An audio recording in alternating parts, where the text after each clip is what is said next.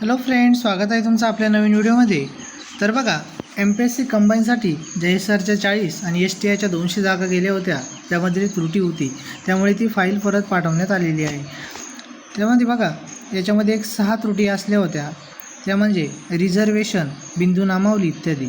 File मंत्रालयातील गॅडकडे गेली असता त्या ठिकाणी एक मॅडम होत्या, त्यांनी ध्यान देऊन ती क्लिअर केली नाही।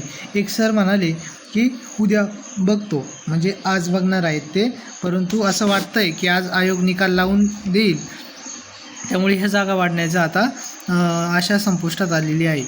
आता मान्य आयोगाकडे 40 जागांचा असलेला प्रस्ताव, परंतु त्रुटीयुक्त आणि लवकर रिझल्ट लागणार आहे, त्यामध्ये आता कोंडी फोडणं हे सर्वस्वी आयोगाच्या हातात आहे। आयोगाने जो 15 ते 20 दिवसात निकाल लावण्याचा ठरवलेला आहे, त्यामुळे या जागा काही वाढणार नाही आहेत। राज्यसेवेच्या पण 400+ जागा जाणार होत्या। RTIद्वारे ते माहिती प्राप्त झाली होती, गॅडने त्या पाठवल्या होत्या, परंतु अशाच काही त्रुटी असल्यामुळे त्या जागा आयोगाने आपल्या शुद्धीपत्रकामध्ये इन्क्लूड केल्या नाही।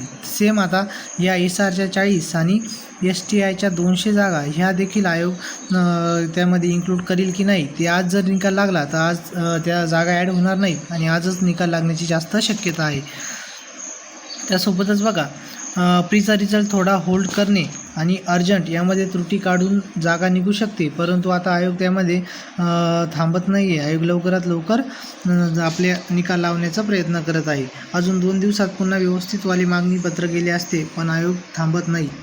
यामध्ये विद्यार्थ्यांचे नुकसान झालेले आहे। लवकर निकाल लागणे, आधी निकाल लागायला 2 महिने लागायचे, 2 महिन्यामध्ये भरपूर जागा वाढत होत्या, परंतु आता या 20 दिवसामध्ये निकाल लागेल। 20 ते 21 ते 25 दिवसामध्ये हा निकाल लागेल। त्यामध्ये ज्या त्रुटी वगैरे क्लिअर करून त्या जागा ॲड करणं हे शक्य होत नाही। आयोग जेवढ्या जागासाठी एक्झाम पहिली ॲडव्हर्टाइजमेंट आली होती, तेवढ्याच जागेवर एक्झाम कंडक्ट करत आहे।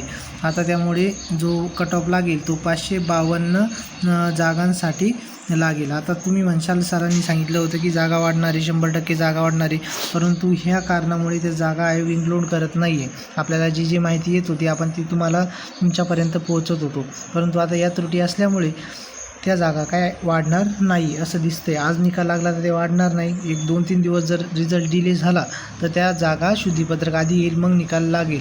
अजूनही होप आहे, परंतु आज निकाल लागण्याची जास्त शक्यता आहे।